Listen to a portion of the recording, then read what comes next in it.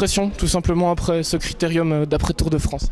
Un beau spectacle, c'est vrai que en France on en a beaucoup aussi, mais j'avais l'impression qu'il y avait beaucoup plus de monde ce soir et c'est vraiment très agréable de poursuivre un petit peu le Tour de France et courir encore devant des spectateurs. Comment on décompresse comme ça après le Tour de France? Comment on se relaxe ou comment on se change les idées? Pour l'instant c'est pas vraiment évident parce qu'on n'est pas rentré beaucoup à la maison, une seule journée. Bon, pour ma part après c'est être avec mes enfants et ma femme, c'est vrai que ça va me faire du bien d'être au calme chez moi, aller un peu à la piscine et prendre du temps avec mes enfants. Tes impressions après cette édition 2011 du Tour de France? En 2010 on t'avait vu avec le maillot à pois, c'était pas trop dur de rentrer un petit peu dans l'ombre cette année? Non, pas du tout, parce que c'était pour une bonne cause, pour le maillot Atoma entre autres. Et, on a eu un gros Tour de France avec un gros collectif pour l'équipe Europcar et c'est vrai que j'étais très heureux de retrouver une équipe aussi solide, aussi solidaire et voilà, protéger un maillot jaune c'est tout le temps grosse chance et ça fait vraiment plaisir.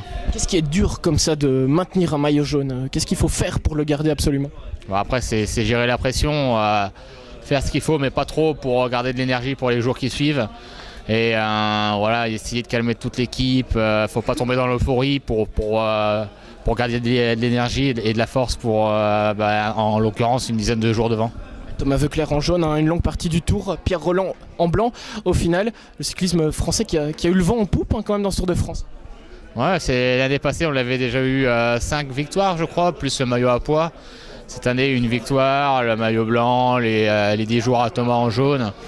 Ouais, voilà, c'est vrai qu'il y a peut-être une nouvelle génération. Il y a quelques coureurs comme moi ou Thomas qui arrivons avec beaucoup d'expérience. Ça va faire notre 11e année. Et voilà, ça fait 5 Tours de France pour ma part, 9 je crois pour Thomas.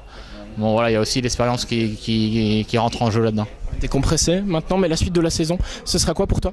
Moi je vais prendre mardi Paris-Corrèze, Tour de l'Ain, Poitou-Charentes, Plouay. Après Grande-Bretagne, je vais aller jusqu'au Paris-Tour normalement comme d'habitude.